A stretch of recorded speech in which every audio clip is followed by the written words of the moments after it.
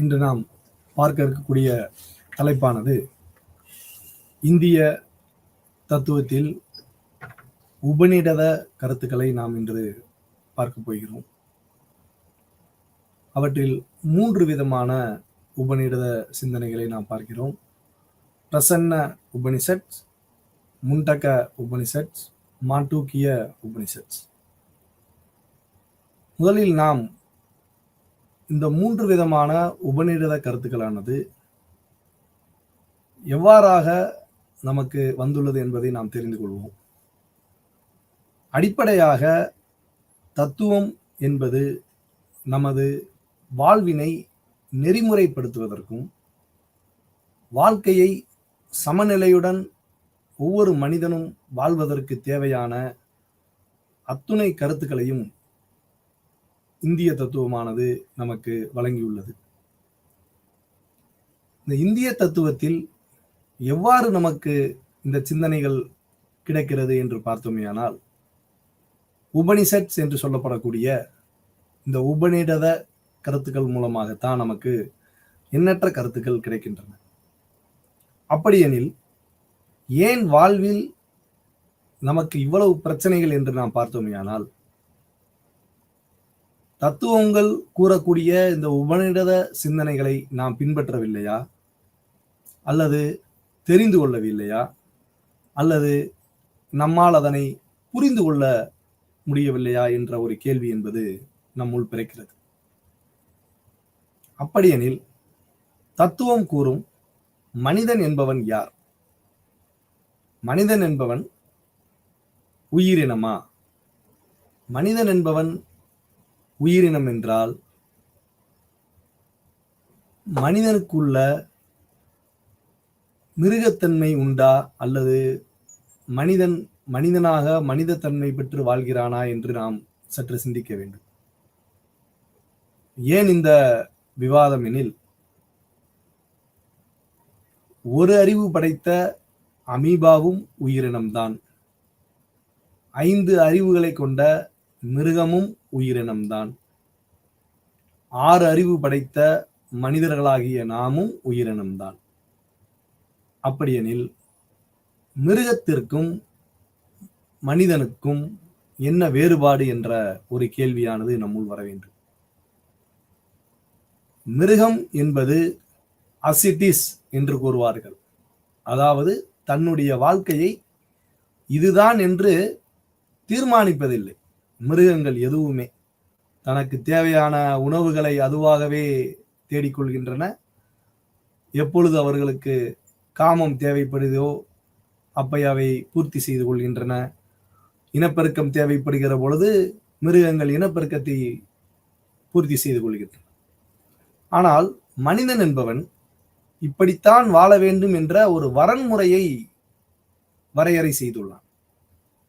அப்படிப்பட்ட இந்த வரன்முறையை வரைபடுத்தி நம்மால் ஒரு சிறந்த மனிதனாக வாழ முடியும் என்றால், அதற்கு இந்த இந்திய தத்துவமானது ஒரு மிக முக்கியமாக பாலமாக அமைகிறது. நம்மளுடைய மனிதனுடைய வாழ்க்கையை சீர்படுத்துவதில் இந்திய தத்துவமானது ஒரு மிக முக்கியமான பொருளாக விளங்குகிறது. அப்படிப்பட்ட இந்த இந்திய தத்துவத்தில் எவ்வாறு நமக்கு இந்த சிந்தனைக்கான ஒரு தத்துவ கோட்பாடானது வருகிறது என்று பார்த்தோமேயானால், இந்த உபநிடத கருத்துக்களில் இருந்துதான் நமக்கு கிடைக்கிறது. இந்த உபநிடதமானது நமக்கு எவ்வாறு கிடைக்கிறது என்று நாம் பார்த்தோமேயானால், இந்திய தத்துவத்தில் கூறப்படக்கூடிய வேதங்கள், அடிப்படையாக 4 விதமான வேதங்களை நாம் பெற்றுள்ளோம். ரிக், யஜூர், சாம, அதர்வன. இந்த 4 விதமான வேதங்களில் இருந்துதான் நமக்கு தத்துவ சிந்தனை என்பது கிடைக்கிறது. இந்த 4 விதமான வேதங்கள் என்பது ஒவ்வொரு வேதமும், ரிக், யஜூர், சாம, அதர்வன என கூட சொல்லப்படக்கூடிய 4 விதமான வேதங்களும் 4 விதமான நெறிமுறைகளை, வாழ்க்கையினுடைய நெறிமுறைகளாக 4 விதமான பகுதிகளாக அவை பிரிக்கின்றன. ஒவ்வொரு வேதமும் அவை நாம் என்னவென்று பார்த்தோமேயானால், முதலாவதாக மந்திரங்கள், இரண்டாவதாக பிராமணங்கள், மூன்றாவதாக ஆரண்யம் என்று சொல்லப்படக்கூடியவை, நான்காவதாக உபனிஷத்ஸ் என்று சொல்லப்படக்கூடிய உபநிடத கருத்துக்கள். இந்த ஒவ்வொரு வேதமும் 4 விதமான பிரிவுகளை கொண்டிருக்கிறது. இந்த ஒவ்வொரு விதமான வேதமும் ஒவ்வொரு விதமான சிந்தனைகளை நமக்கு அளிக்கிறது. அவற்றுள் 4வது பகுதிகளாக பிரிக்கப்பட்டுள்ள இந்த உபநிடத கருத்துக்கள் என்பதுதான் மனிதனுடைய வாழ்வியலை நமக்கு மிக தெளிவாக விளக்குகிறது. உபநிடதங்கள் தான் ஒரு மனிதன் எவ்வாறு வாழ வேண்டும், தன்னுடைய வாழ்க்கை முறையை எவ்வாறு பிரித்து கொள்ள வேண்டும் என கூறுகிறது. நம் வாழ்வியல் முறை என்று பார்த்தால் 4 விதமாக பிரிக்கலாம். இளமை பருவம் என்று சொல்லப்படக்கூடிய பிரம்மச்சரியம், 2வது இல்லற வாழ்வு என்று சொல்லப்படக்கூடிய கிரகஸ்தம், 3வது நம்மளுடைய ஓய்வு நிலை பருவமான வனப்பிரஸ்தம் என்று கூறுவோம். 4வது பகுதியாக நிறைவு பகுதி, ஒரு மனிதனுடைய நிறைவு பகுதியாக நாம் கூறுவது சந்நியாசம் என்று சொல்லப்படக்கூடிய 4 விதமான தத்துவ சிந்தனைகள், வாழ்வியல் முறைகளை நமக்கு இந்த உபநிடதங்கள் வகுக்கின்றன. பிரம்மச்சரியம், கிரகஸ்தம், வனப்பிரஸ்தம், சந்நியாசம். இந்த 4 விதமான வாழ்வியல் நெறிமுறைகளில் இருந்து நமக்கு மனிதன் எவ்வாறு தன்னுடைய இலக்கை அடைய முடியும். ஒரு மனிதன் என்றால் அவனுக்கு என்று ஒரு இலக்கு என்பது வேண்டும். அந்த இலக்கு என்பதை இந்த உபநிடதங்களானவை என்ன கூறுகின்றது என்று பார்த்தோமேயானால், மனிதனுடைய இலக்கை அடைவதற்கான பாதை, ஒவ்வொரு பாதையும் ஒவ்வொரு விதமான மார்க்கம் என்று கூறுவோம். ஒவ்வொரு விதமான பழக்க வழக்கங்களை உடைய பகுதிகளாக நாம் பார்க்க வேண்டும். ஏனெனில் இந்தியன் பிலாசபி என்றாலே, இந்தியன் என்று சொன்னாலே இங்கு பல்வேறு விதமான சமயங்களும் பல்வேறு விதமான ஜாதிகளும் பல்வேறு விதமான கருத்து வேறுபாடுகளும் நிறைந்த ஒரு பலதரப்பட்ட சமய கருத்துக்களை உடைய நாடுதான் நம்மளுடைய இந்திய நாடு. அப்படியெனில் இந்திய தத்துவமானது நம்முடைய வாழ்க்கையினுடைய பாதைகளை 4ஆக நமக்கு கூறுகிறது இந்த உபநிடத கருத்துக்களின் மூலமாக. அவையானது முதலாவதாக கர்மயோகம், பக்தி யோகம், ராஜயோகம், ஞான யோகம் என்று கூறுகிறது.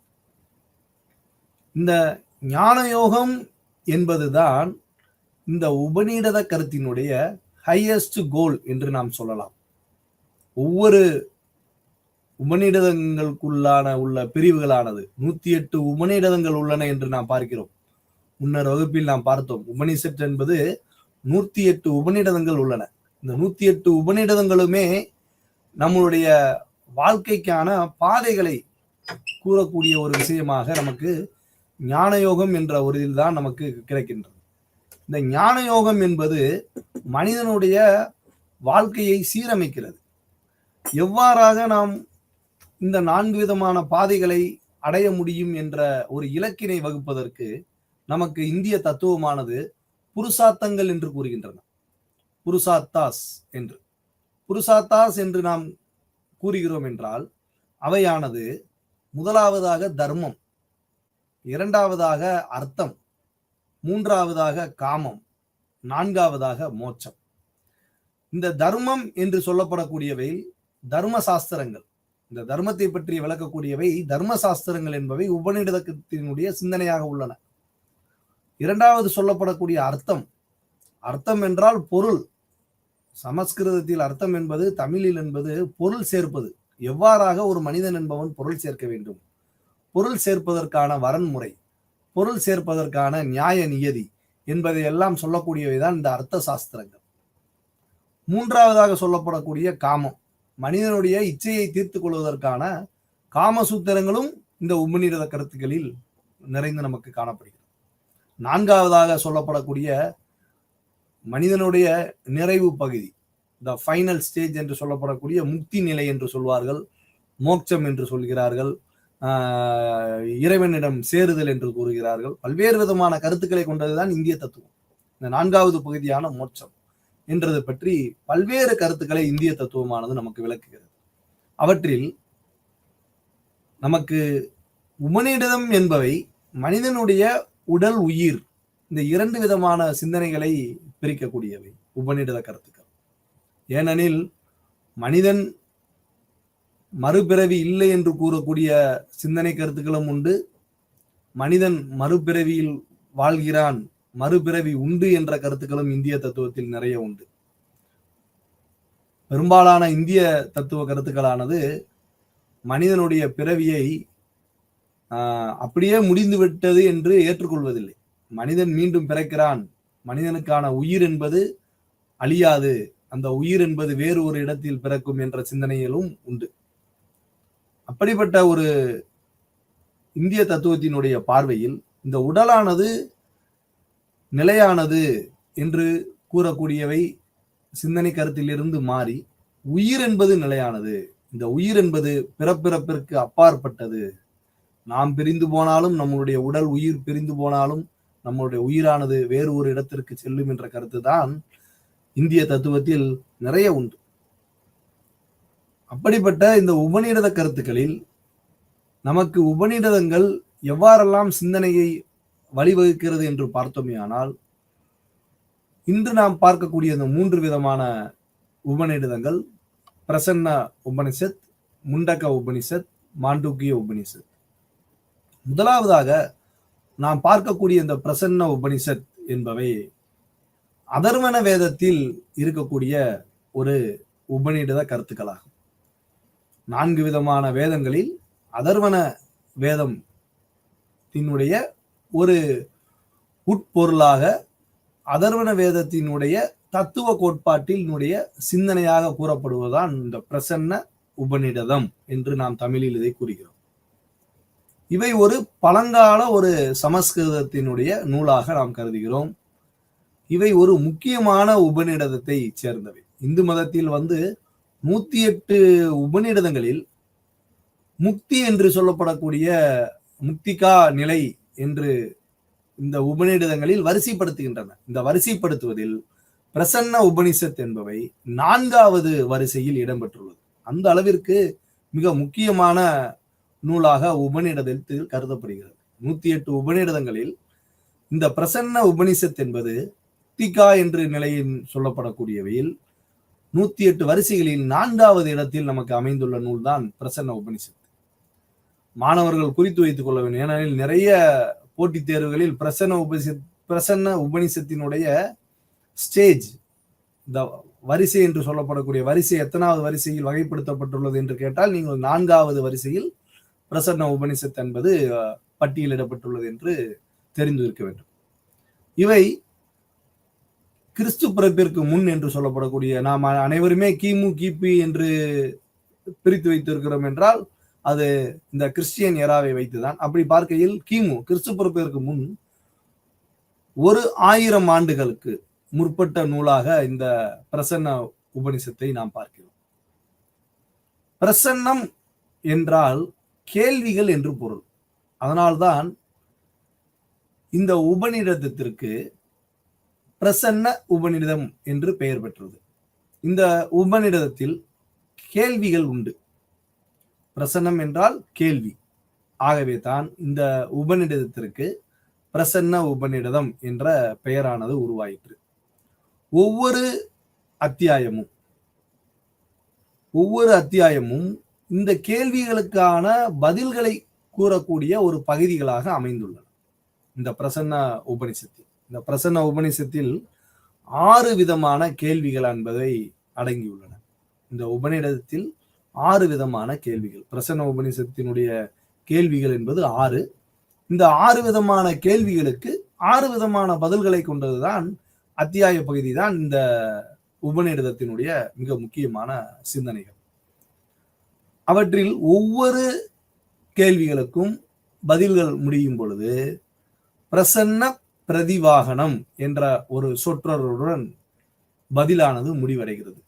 அதாவது இந்த கேள்விக்கான பதிலாக இவை முடிவடைகிறது என்ற பொருள். ஒவ்வொரு கேள்விக்கும் இந்த பதிலானது தொடர்ந்து வருகிறது. இவை 3 அத்தியாயங்களாக பிரிக்கப்படுகிறது. இந்த பிரசன்ன உபநிடதமானது அதனுடைய அத்தியாயம் என்று பார்த்தோம்னால் 3 அத்தியாயங்களாக பிரிக்கப்பட்டு கண்டிகை என்று சொல்வார்கள். கண்டிகைனா என்ன சொல்ல, சிறிய பகுதி, குறுகிய சின்ன பகுதியாக பிரிக்கப்படுகிறது. 6 விதமான கண்டிகைகளாக பகுதிகளாக இவை பிரிக்கப்படுகிறது. 3 அத்தியாயங்களாகவும் 6 விதமான பகுதிகளாகவும் 6 வித கண்டிகை என்று உபயோகப்படுத்துகிறார்கள். கண்டிகைனா நம்ம பகுதியாக வைத்துக் கொள்ளலாம். பகுதியாக இவற்றை பிரித்து வைக்கிறார்கள்.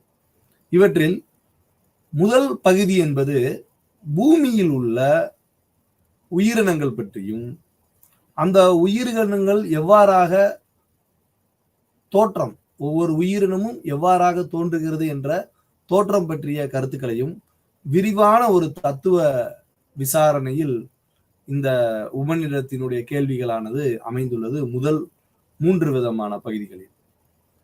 இவற்றில் 4வது விதமான கேள்வியானது மிகுந்த தத்துவ கருத்துக்களை கொண்டுள்ளதாக அமைந்துள்ளது. 5, 6 என்ற கேள்விகளில் இந்த ஓம் என்று நாம் உச்சரிக்கிறோமே, ஓங்காரம், ஓம் என்ற சொல்லுக்கான ஒரு கேள்வியாகவும் அதற்குரிய பதிலாகவும் விளக்கமளிக்கிறது. இறுதியாக மோட்சம், எவ்வாறு ஒரு மனிதனுடைய இறுதி நிலை மோட்சமடைகிறான், இந்த எண்ட் ஆஃப் லைஃப், மனிதனுடைய கடைசி வாழ்க்கை என்பது எவ்வாறு இருக்கும், அந்த வாழ்க்கை நம்முடைய வாழ்க்கையை எவ்வாறு நாம் அமைத்துக் கொள்ள வேண்டும் என்று நாம் முன்னர் கூறினோம். பொதுவாக அப்ப இந்திய தத்துவமானது எவ்வாறான நிலைப்பாட்டினை மேற்கொண்டுள்ளது என்று பார்த்தோமேயானால், ஒவ்வொரு உபநிடதங்களுமே மனிதனுடைய வாழ்க்கை முறையை பற்றிய விளக்கக்கூடிய ஒரு கருத்துக்களாகத்தான் நமக்கு அமைந்துள்ளது. அப்ப இந்த பிரசன்ன உபனிஷத் என்று சொல்லப்படக்கூடிய 6 விதமான கேள்விகளை கொண்ட இந்த பிரசன்ன உபனிஷத்தில் 6வதான கேள்விக்கு என்ற பதிலானது மனிதனுடைய முக்தி நிலையை பற்றி பேசக்கூடிய ஒரு பகுதிகளாக விளங்குகிறது. இவற்றில் வைதீக கருத்துக்களும் உண்டு, அவைதீக கருத்துக்களும் உண்டு. எவ்வாறாக மனிதன் என்பவன் முக்தி பெறுகிறான். நாம் ஏற்கனவே கூறினோம், வைதீகமய ஆஸ்திக தர்சனா அண்ட் நாஸ்திக தர்சனா என்று. மனிதனுடைய வேதங்களை ஏற்றுக்கொள்ளக்கூடிய பிரிவுகள், வேதங்களை மறுக்க கொள்ளக்கூடிய பிரிவுகள். வேதங்களை மறுக்கிறார்கள் என்றால் அவர்களை சாதாரணமாக நாம் நினைத்து விட முடியாது. ஏனெனில் வேதங்களை மறுத்தாலும் கூட ஏன் மறுக்கிறோம், மறுப்பதற்கான காரணத்தை அவர்கள் கூறுகிறார்கள். எவ்வாறாக நாம் தத்துவத்தை நிலைப்பாட்டினை நிலைநிறுத்துகிறோம் என்றால் வாதத்தின் மூலமாக. ஒரு வாதத்தை முன்னிட்டு அதை நிரூபித்து நாம் காட்டுகிறோம் என்றால் அது ஒரு சிந்தனை பள்ளியாக பிறக்கிறது. அதனால்தான் நம்மளது இந்திய தத்துவத்தில் உபநிடத கருத்துக்கள் இருந்தாலும் கூட அறச்சிந்தனை கருத்துக்களும் இந்த உலகில் நிலையாக நிற்கின்றன. பல்வேறு வித சிந்தனைகள் பிறக்கிறது. நீங்கள் உதாரணத்துக்கு பௌத்த மதத்தை எடுத்துக்கொண்டமேனால், இன்று உலகிலே அதிகமான கடவுள் சிலை யார் என்று நாம் பார்த்தோமேனால் புத்தருக்கு தான் கடவுள் சிலை இருக்கிறது. அதிகமான சிலை என்று நாம் பார்த்தோமேனால் உலகிலே புத்தருக்கு தான் அதிகமான சிலை உள்ளது. புத்தர் நமக்கு கூறுகிற தத்துவமானது இந்திய தத்துவத்தில் உபநிடத கருத்துக்களுடைய சாயல் இருந்தாலும் கூட அவை உபநிடத கருத்துக்கள் என்று நாம் முழுமையாக ஏற்றுக்கொள்ள முடியாது. ஏனெனில் புத்தர் கூறுவது நமக்கு ஒரு அறநெறி சிந்தனை, எத்திக்கல் டீச்சிங். ஒரு மனிதன் எவ்வாறு அறச்சிந்தனையுடன் வாழ வேண்டும், எவ்வாறாக அறச்சிந்தனையுடன் வாழ்ந்தால் மனிதன் வாழ்க்கையில் இந்த பிறப்பு இறப்பு நிலையை அடையலாம், நிர்வாணம் என்று சொல்லப்படக்கூடிய அனைத்து விதமான கர்மங்களில் இருந்தும் விடுபட்டு செல்லலாம் என்பதுதான் புத்தருடைய கொள்கை. அப்படியெனில் உபநிடதங்கள் என்பவை அனைத்து விதமான கருத்துக்களையும் உள்ளடக்கிய ஒரு பகுதியாகத்தான் நாம் இங்கு பார்க்க வேண்டும். அப்படியெனில் இந்த 6வதாக கூறக்கூடிய இந்த பிரசன்ன உபனிஷத்தில் பல்வேறு விதமான கருத்துக்கள் புதைந்துள்ளன. இவற்றை மிகப்பெரிய ஆய்வாளர்களான ரோயர் என்று சொல்லப்படுவதும் வெபர் என்ற 2 தத்துவத்தினுடைய உபநிடத சிந்தனையினுடைய ஆய்வாளர்களும் கடைசி சொல்லப்படக்கூடிய இந்த 2 கருத்துக்களானவை போலியானவை என்று கூறுகிறார்கள். பிரசன்ன உபனிஷத்தில் சொல்லப்படக்கூடிய இந்த 2 இறுதி பகுதியினை அவர்கள் போலியானது என்றும், உபனிஷத்திற்கு அடிப்படையான கல்வி செயல்முறை என்பது உண்டு எனவும், பண்டைய காலத்தில் எவ்வாறாக சமூகவியல் சிந்தனைகளுடன் நுண்ணறிவுடன் இந்த வாழ்க்கை முறையை அமைத்துக் கொள்ள வேண்டும் எனவும் இந்திய தத்துவமானது விளக்குகிறது என்றும், பல்வேறு இந்திய தத்துவங்களானவை இந்த பிரசன்ன உபனிஷத்தை சட் பிரசன்ன உபனிஷத் என்று அழைக்கிறது. ஆக பிரசன்ன உபனிஷத்து என்ற ஒரு பகுதியானது நமக்கு இத்துடன் நிறைவு பெறுகிறது. அடுத்த பகுதியானவை நிறைய இருக்கின்றன. ஆனால் நமது காலம் கருதி சில கருத்துக்களை, முக்கியமான கருத்துக்களை இங்கு நாம் கூற முற்படுகிறோம். உங்களுக்கு ஏதேனும் சந்தேகம் இருந்தால் நீங்கள் அதை நிவர்த்தி செய்து கொள்ளலாம். என்னுடைய அந்த இமெயில் அட்ரஸ்லையும் தொலைபேசி வாயிலாக உங்களுக்கு உங்களுடைய சந்தேகங்களை மாணவர்கள் தீர்த்துக் கொள்ளலாம். அடுத்தபடியாக நாம் பார்க்க இருப்பது முண்டக உபனிஷத். முண்டக உபனிஷத் என்று நாம் கூறுகிறோமேயானால், முண்டகம் என்றால் தலை. முண்டகம் என்பது தலை. இந்த முண்டக உபனிஷத் என்பது அதர்வன வேதத்தையே சார்ந்ததாக நாம் பார்க்கிறோம். இந்த முண்டக உபநிடதத்தை நமக்கு அளித்தவர் அங்கிரசி என்ற முனிவர். அங்கிரசி என்ற முனிவர் என்பவர் செனகர் என்ற முனிவருக்கு அருளிய உபதேசம் தான் முண்டக உபநிடதம். முண்டக உபநிடதம் என்பது அங்கிரசு முனிவரால் செனகர் என்ற முனிவருக்கு கிடைக்கப்பட்ட உபனிஷத் தான் இந்த முண்டக உபநிடத கருத்துக்கள். இந்த முண்டக உபநிடத கருத்துக்கள் என்பவை 65 மந்திரங்களாக, உபநிடதங்கள் 65 மந்திரங்களை கொண்டதுதான் இந்த முண்டக உபநிடதம். இந்த 65 மந்திரங்களுக்கும் ஆதி சங்கரர் என்று சொல்லப்படக்கூடிய அத்வைத வேதாந்தத்தினுடைய ஆசிரியரும் மத்துவரும் இருவரும் விளக்க உரை எழுதியுள்ளார்கள் என்பது குறிப்பிடத்தக்கது. முண்டக உபநிடதத்துக்கு 65 மந்திரங்களுக்கும் விளக்க உரை எழுதப்பட்டுள்ளது. முண்டம் என்பதற்கு தலை என்று பொருள் என்று நமக்கு அனைவருக்கும் தெரியும். முண்டம் அப்படின்னு சொல்லுவோம், தலை இல்லாத முண்டம் அப்படின்னு சொல்லுவோம். அப்ப இந்த தலை என்பதற்கு முண்டம் என்ற ஒரு பொருளானது உள்ளது. இந்த முண்டக உபநிடதத்தினுடைய அடிப்படை விஷயம் என்று நாம் பார்த்தோமேனால், நிறைய யாகங்கள் உண்டு, நிறைய யாகம் செய்வோம். நீங்க சீரியல்ல பார்க்கலாம், நம்மளுடைய கருத்துக்கள்ல உபநிடத கருத்துக்கள்ல பார்க்கலாம். அதனுடைய கருத்துக்கள் தான் சாயம்தான் படங்கள் எல்லாமே. அதுல தவம் செய்வாங்க முனிவர்கள்லாம்.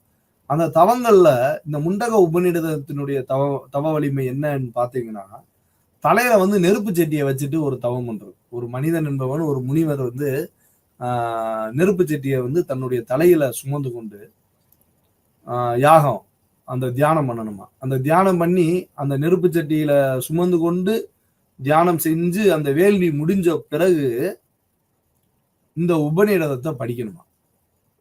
வெறும் சாதாரணமாக இந்த முண்டக உபநிடதத்தை எடுத்து நம்மால் படித்து விட முடியாது.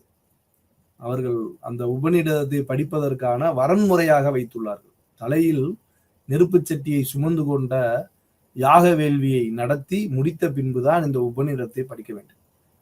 அப்படி இல்லை என்றால், அவ்வாறு நம்மால் செய்ய இயலை என்றால், தலைமுடியை மொத்தமாக வலித்துக் கொள்ள வேண்டும். மொட்டை அடித்துக் கொள்கிறார்கள், மொட்டை அடித்துக் கொள்வது போல தலைமுடியை மொத்தமாக வலித்து கொண்டு அதன் பின்னர் தான் நாம் இந்த முண்டக உபநிடதத்தை படித்து அந்த உபநிடதத்தின் வழியாக நாம் நடந்து கொள்ள வேண்டும் என்ற கருத்தையும் இந்த முண்டக உபநிடதத்தில் நாம் தெரிந்து கொள்வோம். இதற்காகத்தான், இந்த காரணத்தினுடைய அடிப்படையில் தான் தலையை அனைத்தும் மலித்து கொள்ள வேண்டும் என்ற காரணங்களில் தான் இந்த உபநிடதத்திற்கு முண்டம் என்று சொல்லப்படக்கூடிய முண்டக உபனிஷத் என்ற பெயரானது வந்துள்ளது. இவற்றினுடைய கருத்துக்கள் என்று பார்த்தோமேயானால், பிரம்மத்தை அறிதல் மட்டுமே மிக முக்கியமான ஒன்றாக, நம்முடைய பரபிரம்மத்தை நாம் என்று அறிகிறோமோ அப்பொழுதுதான் நமக்கு அனைத்து பொருளையும் அடைந்ததற்கான ஞானமானது கிடைக்கும் என்ற ஒரு தத்துவத்தை கொண்டதுதான் இந்த முண்டக உபநிடத சிந்தனை. இந்த முண்டக உபநிடதத்தினுடைய அமைப்பு, உபநிடதம் எவ்வாறு அமைந்துள்ளது என்று பார்த்தோமேனால், முதல் நாம் பார்த்தோம் 65 மந்திரங்களை உடையவதா என்று. இந்த 65 மந்திரங்களும் 3 அத்தியாயமாகவும், ஒவ்வொரு அத்தியாயமும் 2 பகுதிகளாக பிரிக்கப்படுகின்றன. ஒவ்வொரு அத்தியாயத்தையும் 2 பகுதிகளாக பிரிக்கிறோம். ஒன்று நம்ம முன்னர் கூறிய முண்டகம். முண்டகம் என்றால், முண்டகத்தை நாம் அத்தியாயத்தை முண்டகம் என்றும் பகுதின்னு சொல்கிறோம், 2 பகுதியாக. இந்த பகுதியினை கண்டம் என்று கூறுகிறார். அத்தியாயம் 3 அத்தியாயத்தினை முண்டம் என்றும், அந்த அத்தியாயங்களின் மூலமாக நமக்கு கிடைக்கக்கூடிய 2 பிரிவுகளான பகுதிகளை நாம் கண்டம் என்றும் கூறுகிறோம். அதனால்தான் இதற்கு முண்டக உபநிடதம் என்ற பெயரும் வந்ததாக தத்துவ அறிஞர்கள் கூறுகிறார். எந்த அறிவை நாம் அடைகிறோமோ, அறிவை அடைதல் என்றால் அனைத்தும் அறிந்ததாக நாம் ஏற்றுக்கொள்ள முடியுமா என்றால் அதற்கு பரவித்யா என்று சொல்லப்படக்கூடிய பிரம்ம ஞானம் என்னும் ஆத்ம வித்யா என்னும் அறிவை, ஆத்ம வித்மா என்றால் அந்த ஆத்ம ஞானத்தை அடைந்தவனே அனைத்தையும் அறிவான் என்று கூறுவதுதான் இந்த முண்டக தத்துவத்தினுடைய கருத்தாக நாம் பார்க்கிறோம். அப்ப இந்த பிரம்மத்தை தவிர வேறு அறிவானது நமக்கு சரியான அறிவாக இருக்க முடியாது. நம்மளுடைய இந்த வீடு வேற்றினை அடைவதற்கு, இந்த வீடு பேர் என்று சொல்லப்படக்கூடிய முக்தி நிலையை அடைவதற்கு நமக்கு கர்மயோகமானது நேரடியான வழி அல்ல. கர்மயோகம் செய்வதால் நமக்கு முக்தி பேர் என்பது அடைய இயலாது. நம்ம குருவிடம் பெற்ற பிரம்ம ஞானத்தின் மூலமாகவே வீடு பேறு அடைய முடியும் என்ற கருத்தை வலியுறுத்துவதுதான் இந்த முண்டக உபநிடதத்தின் சிந்தனை. இந்த பரஞானம் பிரம்மம் என்று நாம் கூறினோமானால் நம்மை அறிந்து கொள்ளுகிற கருத்துக்களும் இந்திய தத்துவத்தில் உபநிடத சிந்தனையில் உள்ளது. அயம் பிரம்மன், அயம் ஆத்மன் பிரம்மன், அயம் பிரஞானம் பிரம்மன், தத்துவமசி. நீ உன்னை அறிதல், ஹூவாமை, நான் யார் என்ற ஒரு சிந்தனை பிறக்கிற பொழுது அந்த செல்ஃப் ரியலைசேஷன் மூலமாக நாம் தத்துவத்தை புரிந்து கொண்டு நம்மால் முக்தி பெற முடியும் என்ற நிலையும் இங்கு உண்டு.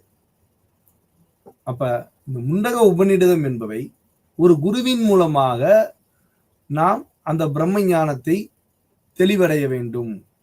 இந்த பிரம்மம் என்பது 5 பூதம் மட்டுமல்ல, 5 பூதங்களை மட்டும் இந்த முண்டக உபநிடதம் என்பவை கூறவில்லை. 5ற்கும் அப்பாற்பட்டு பிராணன் என்று சொல்லப்படக்கூடிய உயிர், மனம், சித்தம், அகங்காரம், இந்த 4ஐயும் சேர்த்து 9 விதமான கலவைதான் இந்த பரபிரம்மம். இந்த பிரம்மத்திற்கு முண்டக உபநிடதங்கள் கூறக்கூடிய பெயரானது விராட். விராட் என்றால் நம்மளுடைய இந்த பிரம்மத்திற்கான இன்னொரு பெயராக அவர்கள் விராட் என்று கூறுகிறார். விராட் என்று கூறுகிற பொழுது ஜீவாத்மா பரமாத்மா 2 விதமான உபநிடத சிந்தனைகள் என்பவை இங்கு நமக்கு தெரிவிக்கின்றன. ஞானத்தின் வழியாக நாம் வாய்மையையும், தவத்தின் வழியாக நாம் குருவிடம் சாஸ்திரத்தினுடைய நம்பிக்கை போன்றவைகளை எல்லாம் நாம் வெற்றி பெற்று நம்முடைய பிரம்மத்தை நாம் கூறுவதுதான் இந்த முண்டக உபநிடதத்தினுடைய சிந்தனையாக நாம் பார்க்கிறோம். ஞானத்தின் வழியாகவும், வாய்மையின் வழியாகவும், தவங்களின் வழியாகவும், குருவின் வழியாகவும், சாஸ்திர சம்பிரதாய நம்பிக்கைகளின் வழியாகவும் அடையக்கூடிய கருத்தை தான் நாம் பிரம்மம் என்று சொல்லப்படக்கூடிய இந்த பிரம்ம ஞானத்தை அடைய முடியும் என்பத கருத்துதான் உபநிடத கருத்தினுடைய சிந்தனையாக முண்டக உபநிடதம் நமக்கு விளக்குகிறது. இந்த முண்டக உபநிடதத்தினுடைய சிறப்பம்சம் என்று பார்த்தோமேனால், நமது இந்திய அரசினுடைய லட்சணை என்று சொல்கிறோமே, சத்தியமேவே ஜெயதே என்று, வாய்மையே வெல்லும் என்ற இந்த கருத்தானது சத்தியமேவ ஜெயதே என்று கூறுகிறோம். அந்த சத்தியமேவ ஜெயதே என்ற வார்த்தையானது முண்டக உபநிடதத்தினுடைய வார்த்தையாக நாம் தெரிந்து கொள்ள வேண்டும். முண்டக உபநிடதத்தினுடைய ஒரு சொற்றொடரைத்தான் நமது இந்தியாவினுடைய தேசிய லட்சணையாக நாம் பெற்றுள்ளோம் என்பது ஒரு பெருமை வாய்ந்த விஷயம். அப்படி முண்டக உபநிடத கருத்தானது மனிதனுடைய வாழ்வியல் முறையில் குருவின் மூலமாகவும் பிரம்மத்தை எவ்வாறு நாம் பெற முடியும் என்ற கருத்துக்களை நமக்கு விளக்குவதுதான் இந்த முண்டக உபநிடதத்தினுடைய சிந்தனையாக நாம் பார்க்கிறோம். அடுத்ததாக மாண்டூக்கிய உபநிடதம் என்று கூறுகிறோம். மாண்டூக்கிய உபநிடதம் என்று கூறுகிறோமே ஆனால், மாண்டூக்கியம் என்று நாம் பார்த்தோமே ஆனால், மாண்டூக முனிவர் என்று கூறிய வார்த்தைகள் நீங்கள் கேள்விப்பட்டிருப்பீர்கள். மாண்டூகியம் என்றால், மாண்டூகம் என்றால் தவளை என்று பொருள். எவ்வாறு தவளையானது, தவளை என்பது ஒரு நிலையாக இருக்காது, இங்கும் அங்குமாக தாழ்வி செல்லும். அதுபோல இந்த மாண்டூக்கிய உபனிஷத் என்பது சொல்ல வரக்கூடிய விஷயங்களை இங்கும் அங்குமாக தாவி தாவி சென்று சொல்வது. ஒரு இடத்திலிருந்து இன்னொரு இடத்தை காட்டுவது, இன்னொரு இடத்திலிருந்து இன்னொரு இடத்தை மேற்கோள் காட்டுவது. இந்த ஒரு இடத்திலிருந்து இன்னொரு இடத்திற்கு தாவி தாவி மேற்கோள் காட்டி தன்னுடைய நிலைப்பாட்டை வலியுறுத்துவதுதான் மாண்டூக்கிய உபநிடதத்தினுடைய சிந்தனையாக அமைகிறது.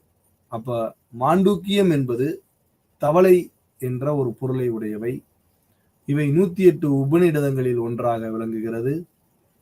இவற்றிற்கான விளக்க உரையினை எழுதியவர் என்று பார்த்தோமேயானால், ஆதிசங்கரருடைய குருவான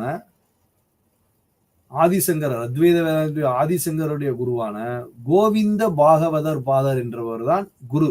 ஆதிசங்கருடைய குரு என்பவர் கோவிந்த பாகவத் பாதர் என்பவர். அவருக்கு குருவானவர், ஆதிசங்கரருடைய குருவுக்கும் குருவானவர் கௌடபாதர். கௌடபாதர் தான் இந்த உபநிடதத்திற்கு 215 செய்யுள் கொண்ட இந்த உபநிடதத்திற்காக காரியை என்றால் விளக்கம் உரை, விளக்க உரைக்கு நம்ம சொல்லுகிறோம் காரியை என்ற விளக்க உரை. 215 செய்யுள்களுக்கு கௌடபாதர் என்பவர் விளக்க உரை எழுதியுள்ளார். இந்த விளக்க உரை என்பதற்கு மண்டூக காரியை என்று பெயர் வைத்துள்ளார் கௌடபாதர். இந்த கௌடபாதர் இந்த விளக்க உரையின் மூலமாக அதர்வன வேதத்தில் எவ்வாறாக இந்த மூன்றுமே நாம் பார்க்கக்கூடிய இந்த 3 விதமான உபநிடதங்களுமே நமக்கு அதர்வன வேதத்தில் இருந்து தான் கிடைக்கின்றன. பிரசன்ன உபனிஷத்தும், முண்டக உபனிஷத்தும், மாண்டூக்கிய உபனிஷத்தும் மூன்றுமே அதர்வனத்தில் இருந்து தான் நமக்கு கிடைக்கின்றன. அதர்வன வேதத்தினுடைய இந்த உபநிடத கருத்துக்களை மூன்றையுமே நமக்கு விளக்க உரையாக சங்கரர் மற்றும் மத்வர் அவர்கள் விளக்க உரை எழுதியுள்ளார்கள். அவற்றில் இந்த மாண்டூகிய உபநிடதத்திற்கு நமக்கு சொல்லப்படக்கூடிய இந்த 215 செயல்களுக்கும் நமக்கு இந்த செயல்களினுடைய விளக்க உரையினை கௌடபாதர் என்பவர் நமக்கு விளக்கமாக அளித்துள்ளார். இந்த கௌடபாதர் ஒவ்வொரு செயல்களினுடைய காரிகைகளை விளக்கமாக அளித்துள்ளார்.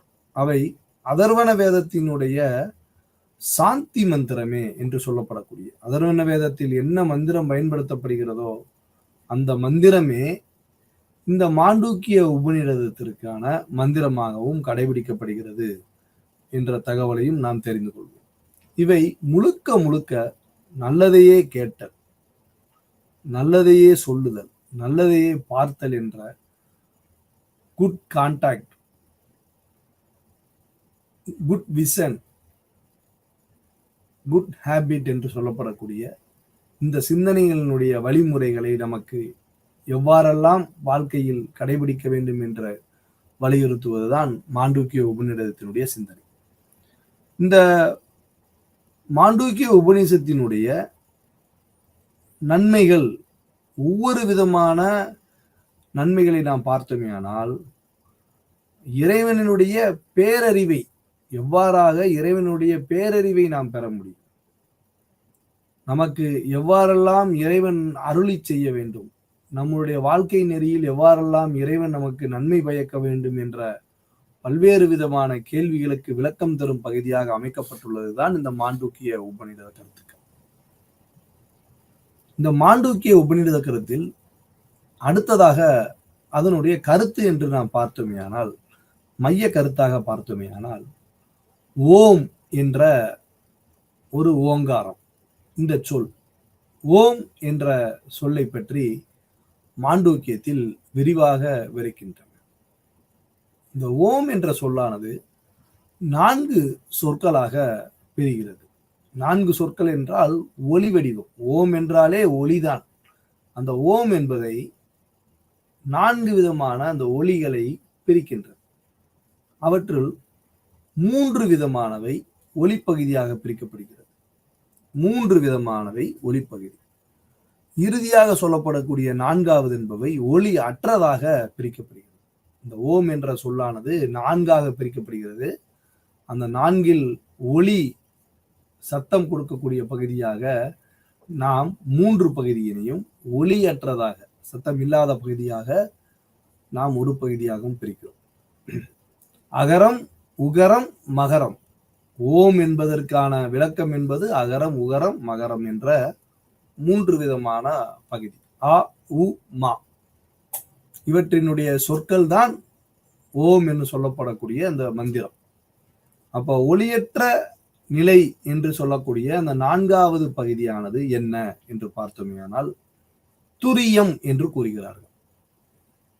அப்ப ஒளியற்ற 4வது பகுதிக்கு பெயர் என்பது துரியம் என்று மாண்டூக்கிய உபநிடதமானது நமக்கு விளக்குகிறது. இந்த ஓம் என்ற மந்திர சொல், ஓம் என்ற பிரணவ மந்திரத்திற்கு விளக்கமாக 3 நிலையில் உள்ளவை ஒளி உள்ளதாகவும் 4வது நிலை உள்ளவை ஒளியற்றதாகவும் கூறுகிறது. இந்த ஒளியற்ற நிலையான துரியம் என்று அழைக்கப்படக்கூடியவை 4வது நிலையாக நமக்கு பொருள்படுகிறது. இந்த துரியம் என்றால் என்ன அப்படின்னு நம்ம பார்த்தோம்னா, ஆத்மாவே பிரம்மம் என்று கூறுகிறார்கள். இந்த ஆத்மாவே பிரம்மம் என்றால் ஆத்மாவை 4 விதமாக நமக்கு அவர்கள் கூறுகிறார். ஒவ்வொரு ஆத்மாவும் எவ்வாறு பிரிக்கப்படுகிறது என்று.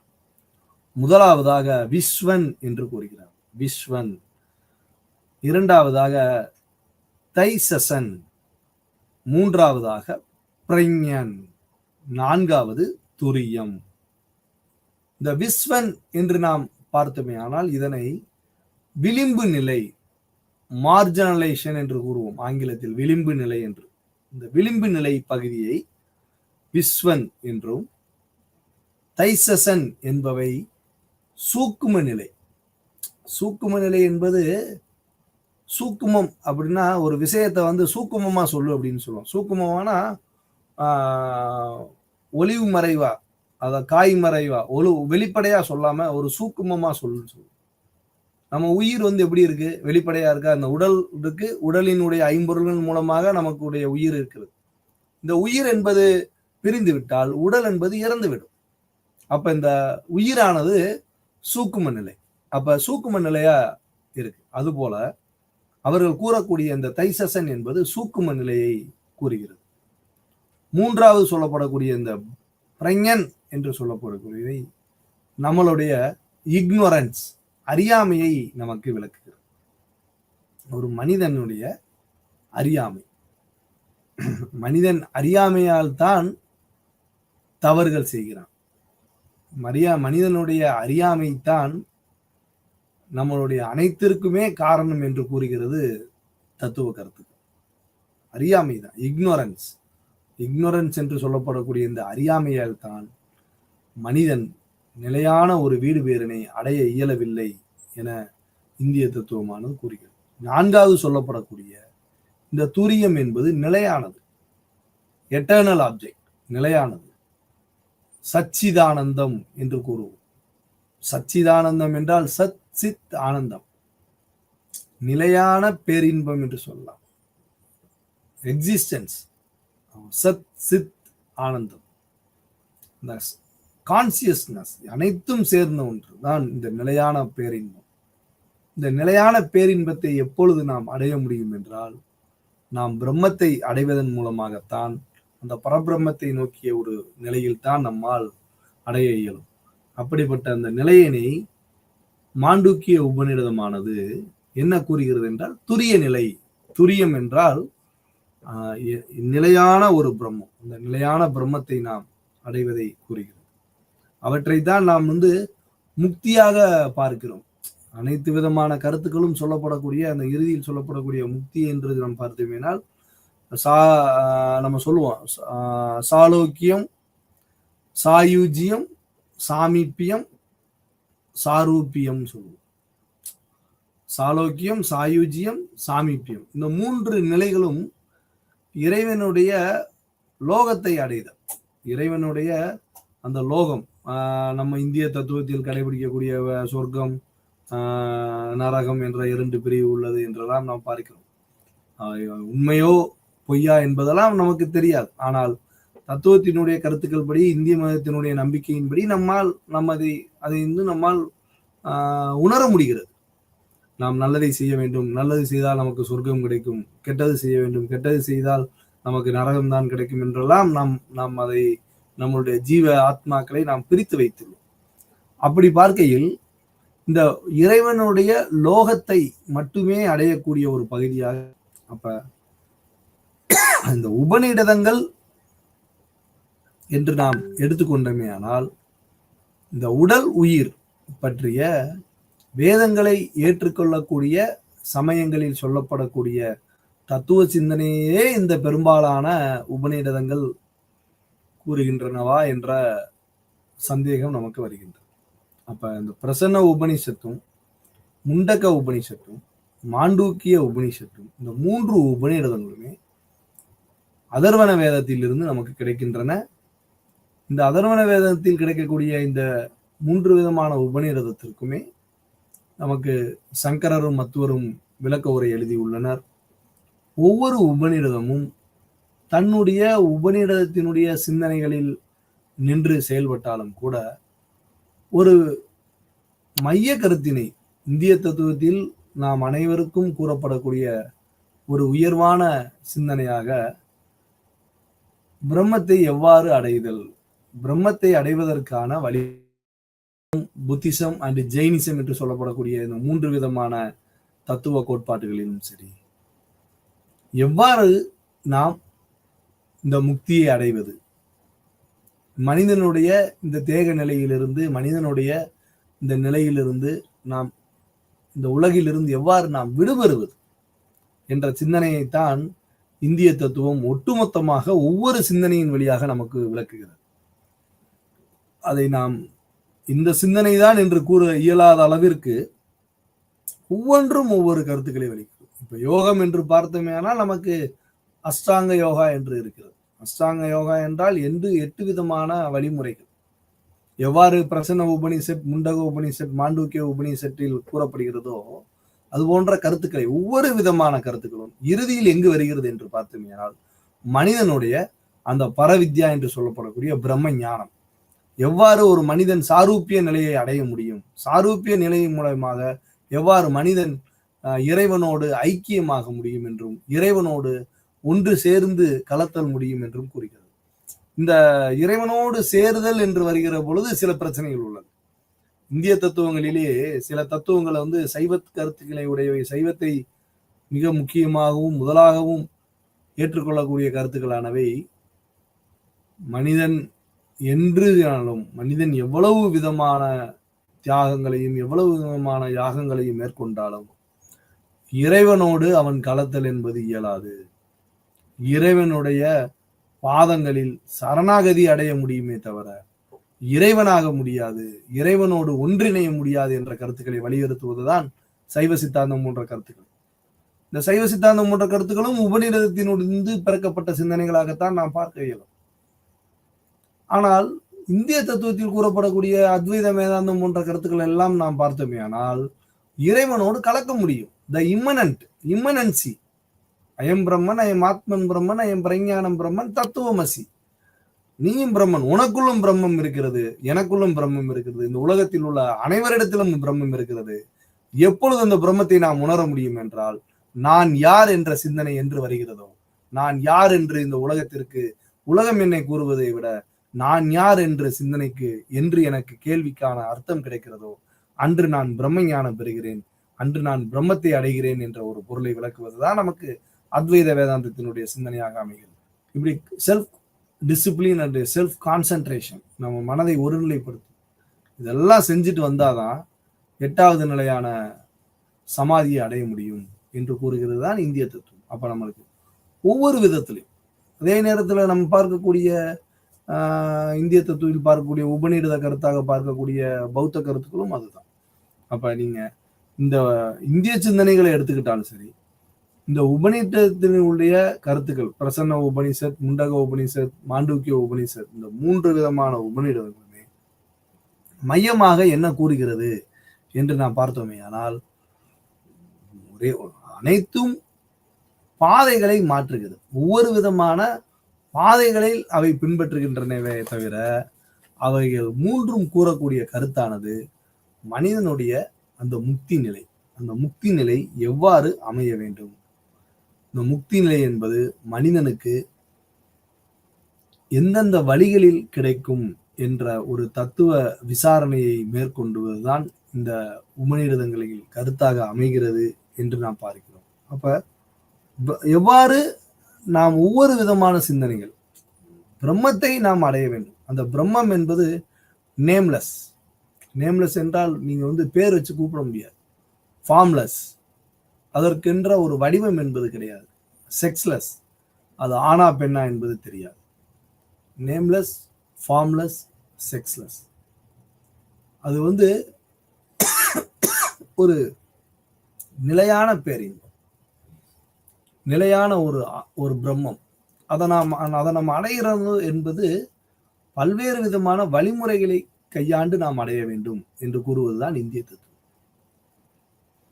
அப்ப இந்த பிரசன்ன உபனிஷத் சொல்லப்படக்கூடியவை, முண்டக உபனிஷத், மாண்டூக்கியம் அனைத்துமே வேதங்களை அடிப்படையாக கொண்டு கூறக்கூடிய அனைத்து விதமான பிரம்மங்களை பார்க்கக்கூடிய சமயங்கள், அந்த சமயத்தை பின்பற்றப்படக்கூடிய சிந்தனைகள் அனைத்துமே ஒரே போன்றே வலியுறுத்துகின்றன.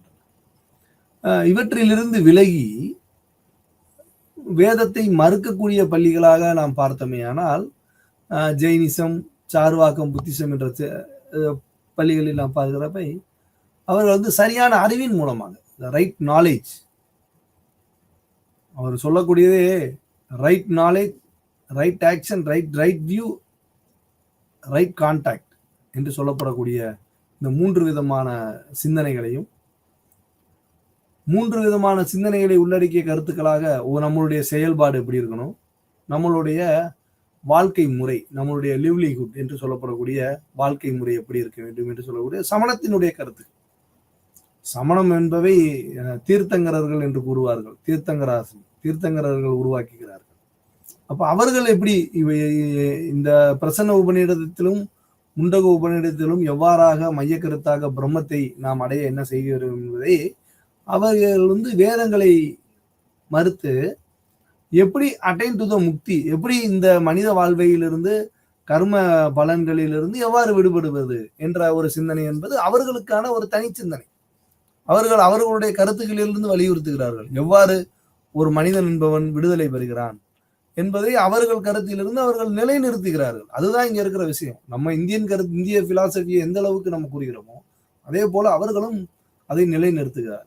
புத்தர் ஆசையே துன்பத்திற்கான the cause of the suffering, the cause of suffering, the cessation of suffering, the path of liberation என்று கூறுகிறார். எவ்வாறு துன்பம் வருகிறது, இரண்டாவதாக துன்பத்திற்கான காரணங்கள், எவ்வாறு துன்பத்திலிருந்து நாம் விடுவித்துக் கொள்வது, இறுதியாக நமக்கு கூறப்படக்கூடிய 8 விதமான வழிமுறை, the 8-fold path என்று சொல்கிறார். Right faith, right contact, right livelihood, right concentration, right view, right action என்று சொல்லப்படக்கூடிய ரைட் தாட், இப்படி ஒவ்வொரு விதமான மனிதனுடைய வாழ்வியல் முறைகளை பிரித்து கொண்டு இந்த அறச்சிந்தனைகள் மூலமாக நாம் எவ்வாறு வாழ வேண்டும், இந்த சிந்தனைகள் மூலமாக நமக்கு பெறக்கூடிய அறிவானது சிறப்பாக அமையும், இந்த அறிவின் மூலமாக நாம் கர்மத்தை அகற்றலாம், இந்த கர்மத்தை அகற்றுவதன் மூலமாக வாழ்வில் நாம் நிலையான வீடு பேரினை அடைய முடியும் என்ற கருத்து தான் பௌத்தத்தினுடைய கருத்து. அப்ப இது எல்லாம் நம்ம உபநிடதத்திலிருந்து நாம் பார்த்தோமே ஆனால் இந்திய தத்துவத்தில் கூறப்படக்கூடிய அனைத்து விதமான சமயங்களையும் நாம் பார்க்கிற பொழுது, அனைத்து விதமான சிந்தனைக்கான பள்ளிகளையும் பார்க்கிற பொழுது இந்த உபநிடதத்தினுடைய கருத்துக்களினுடைய சாயமாகத்தான் நாம் அனைத்தையும் பார்க்க இயலும்.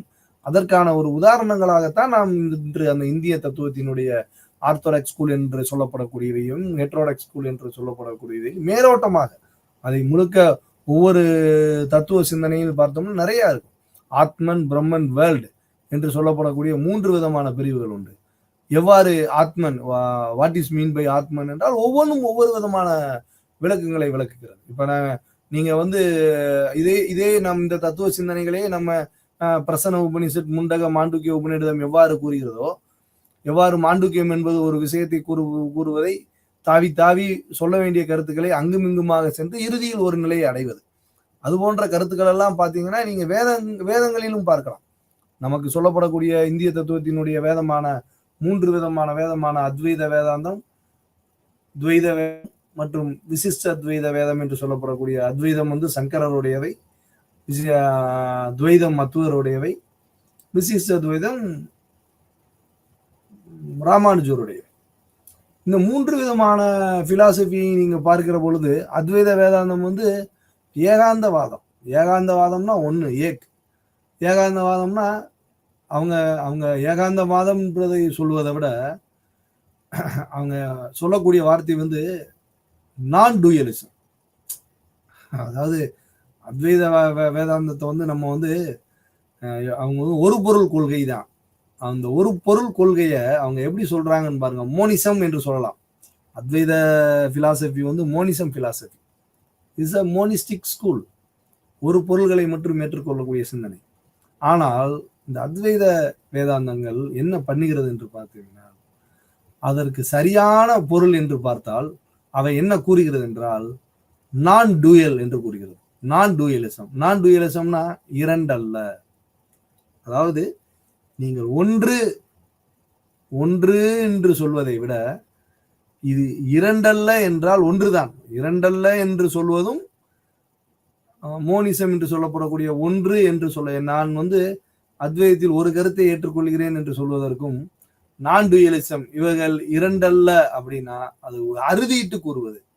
அவை ஒன்றுக்கு மேற்பட்டது அல்ல என்று நிரூபிப்பதற்காகத்தான் அவர்கள் நான் டூயலிசம் என்று கூறுகிறார். மற்றவர் 2 வித கருத்துக்கள். இந்த உடல் உயிர். விசிஷ்ட துவைதம் புளூரலிஸ்டிக் ஸ்கூல். 2க்கும் மேற்பட்ட உண்மைகளை ஏற்றுக்கொள்ளக்கூடிய தத்துவம். அப்ப ஒவ்வொரு தத்துவங்களும் ஒவ்வொரு விதமான இந்திய சிந்தனை பள்ளிகளும் தனக்கென்ற ஒரு கருத்துக்களை நிலைநிறுத்தி கொண்டு அந்த கருத்துக்களின் மூலமாக மனிதனுடைய வாழ்க்கையை எவ்வாறு செம்மைப்படுத்துவது என்றுதான் இந்த தத்துவத்தினுடைய ஒட்டுமொத்த சிந்தனையாக அமைகிறது. 108 உபநிடதங்களாக இருந்தாலும் கூட நமக்கு உபநிடதங்கள் என்பவை ஒவ்வொரு விதமான பிரிவுகளை கொண்டிருக்கலாம். ஒரு உபநிடதம் 6 பிரிவுகளை கொண்டுள்ளது. ஒரு உபநிடதம் 6 கேள்விகளை மட்டும் கொண்டுள்ளது. ஒரு உபநிடதம் படிக்கும் பொழுதே சில சாங்கியம் என்று சொல்லப்படக்கூடிய சடங்கு முறைகள், எவ்வாறெல்லாம் ஒரு மனிதன் என்பவன் சடங்கு சம்பிரதாயங்களை செய்ய வேண்டும். சடங்குகள் என்பவை ரொம்ப முக்கியமானது. ரிச்சுவல்ஸ். நம்மளுடைய சமயங்களில், இந்திய தத்துவங்களில் சடங்குகள் என்பது மிக முக்கியமான ஒன்றாக பார்க்கப்படுகிறது. இப்ப நீங்க சாங்கியா பிலாசபியை எடுத்துக்கொண்டீர்கள் ஆனால் ரிச்சுவல்ஸ், அதுல சடங்குகள் தான் ரொம்ப முக்கியம். அப்ப இந்த சடங்குகளை சொல்லக்கூடிய உபநிடத கருத்துக்களும் இந்த 108 உபநிடதங்களில் உண்டு. அப்ப நம்மளுக்கு இந்த 108 உபநிடதங்களுமே ஒட்டுமொத்தமாக நாம் இன்று பார்க்கக்கூடிய அந்த பிரசன்ன, முண்டக, மாண்டூக்கி என்ற 3 விதமான உபநிடத கருத்துக்களை மட்டுமே பார்க்கிறோம். ஆனால் 108 உபநிடதங்களுமே என்ன சொல்கிறது என்பதை நாம் ஒரு பானை சோற்றுக்கு ஒரு சோறு பதம் என்று கூறுவோம். அதுபோல இந்த 3 உபநிடத கருத்துக்களும் 108 உபநிடதத்தை பிரதிபலிக்கும் விதமாக அவை இறுதியில் என்ன அறுதியிட்டு கூறுகிறது என்றால், ஒரு மனிதன் எவ்வாறு வாழ்க்கையில் ஒழுக்கமாக நடந்து கொள்ள வேண்டும், வாழ்க்கையினுடைய ஒழுக்க நெறிமுறைகள் எவ்வாறு இருக்க வேண்டும், அந்த வரன்முறைகளை மனிதன் என்பவன் எவ்வாறு வகைப்படுத்த வேண்டும், அந்த வகைப்படுத்தக்கூடிய அந்த வகையில் இருந்து நாம் எவ்வாறான வாழ்க்கை பாதையை நாம் தேர்ந்தெடுக்க வேண்டும், அந்த பாதைகளில் எவ்வாறான ஒழுக்க முறைகளை பின்பற்றி அந்த ஒழுக்கத்தின் வழியாக நாம் எவ்வாறு நம்மை புரிந்து கொள்ள முடியும், நம்மளுடைய அந்த ஆத்ம ஞானத்தை உணர்ந்து கொண்டு எவ்வாறு இந்த உலகில் நம்மால் பிரம்ம ஞானத்தை, இறுதியாக சொல்லப்படக்கூடிய அந்த சாரூபிய நிலையை ஒரு மனிதன் எவ்வாறு இறந்த பின்பு அல்லாமல் உயிருடன் வாழும் பொழுதே தன்னை அறிந்து கொண்டோ அல்லது பல்வேறு விதமான ஞானங்களின் வெளிப்பாட்டிலோ எந்த வழியோ, ஏன்னா இந்திய தத்துவம் என்பது பல்வேறு வழிகளை உள்ளடக்கியது என்பதை நாம் இந்த உபநிடத கருத்துக்கள் சிந்தனை மூலமாக நம்மால் தெரிந்து கொள்ள முடிகிறது. ஒவ்வொரு உபநிடதங்களும் ஒவ்வொரு சிந்தனையை கூறுகிற பொழுதும் அவை எவ்வாறு நமக்கு போதிக்கிறது, அந்த வாழ்க்கை முறைகளை நம்மால் நெறிமுறைப்படுத்தி வாழ முடிகிறதா என்பதுதான் இன்றைய கேள்வி. அப்ப அந்த உபநிடத கருத்துக்களின் வழியாக ஒரு மனிதன் என்பவன் தன் வாழ்க்கையில் வாழ்வியல் நெறிமுறைகளை சிறப்பாக வகுத்து கொண்டு ஒவ்வொரு வாழ்க்கையும் ஒரு அர்த்தம் உள்ளதாக உருவாக்குவதற்கு நாம் முயற்சி செய்கிறோமேயானால் நம்மளுடைய இந்த ஞானமானது நாம் இந்த வாழும் காலத்திலே நம்மளுடைய ஜீவனானது முக்தி பெறும். இந்த ஜீவனானது நாம் உயிருடன் இருக்கும் பொழுதே நம்மளால் ஜீவ முக்தி அடைந்து பின்னர் நம் வாழ்வியலினுடைய தொகுப்பாக நம் வாழ்க்கைக்கு எவ்வளவு நாள் என்று சொல்லப்படக்கூடிய இந்த உடல் என்று அழிகிறதோ அன்று தேக முக்தி அடைந்து பின்னர் ஞானத்தின் மார்க்கமாக நம்மால் பிரம்ம முக்தியான நிலையை அடைய முடியும் எனவும் சாரூப்பிய நிலை என்று சொல்லப்படக்கூடிய இறைவனோடு இறைவனாக நம்மால் நம்மளுடைய பிரம்மத்தோடு நம்மால் ஐக்கியமாக முடியும் என்ற பல்வேறு கருத்துக்களையும் உள்ளடக்கிய நூலாகத்தான் நாம் இந்த உபநிடத சிந்தனைகளை பார்க்க இயலும். பிரசன்ன உபநிடதமும் முண்டக உபநிடதமும் மாண்டூக்கிய உபநிடதமும் ஒவ்வொரு விதமான கருத்து சிந்தனையை நம் வாழ்வியல் முறைக்கு வகுத்து தந்துள்ளன. இவை 3 உபநிடதங்கள் மட்டுமல்ல, ஏனைய 108 உபநிடதங்களும் மனித வாழ்க்கை முறையை அவையவை தன்னுடைய வேதங்களில் இருந்து ரிக், யசுர், சாம, அதர்வன என்ற 4 விதமான வேதங்களில் எவ்வாறான பாடல்கள் மற்றும் பிரம்மத்தை பற்றி விளக்கப்பட்டுள்ளதோ அவர்களுக்கென்று உள்ள ஒரு தனி நடையில் அந்த நடையை பின்பற்றி மனித வாழ்வு எவ்வாறு அமைய வேண்டும் என்ற ஒரு வாழ்க்கை நெறிமுறையை மனித உலகத்திற்கும் மனித குலத்திற்கும் வெற்றி பாதையாக இந்த உபநிடத கருத்துக்களின் மூலமாக தெரியப்படுத்துகிறது. இந்த உபநிடத கருத்து சிந்தனைகளை நாம் சரியான முறையில் வழிவகுத்து கொண்டு சரியான பாதையினை பின்பற்றி நம்மால் மனித சிந்தனையின் மூலமாகவும் அறிவின் மூலமாகவும் பெறப்பட்டுள்ள பேரறிவின் ஆற்றலை வெளிப்படுத்தி இந்த பிரம்ம ஞானத்துடன் பிரம்மத்துடன் எவ்வாறு நம்மால் இணைந்து வாழ முடியும் என்ற ஒரு பகுதியாக பிரசன்ன உபனிஷத், முண்டக உபனிஷத் மற்றும் மாண்டூக்கிய உபனிஷத் என்பவை நமக்கு இந்திய தத்துவத்தின் வாயிலாக மிக தெளிவாக விளக்கியுள்ளது என்பதை உணர்ந்து கொண்டு இந்த பாடத்தை நிறைவு செய்கிறோம். நன்றி, வணக்கம்.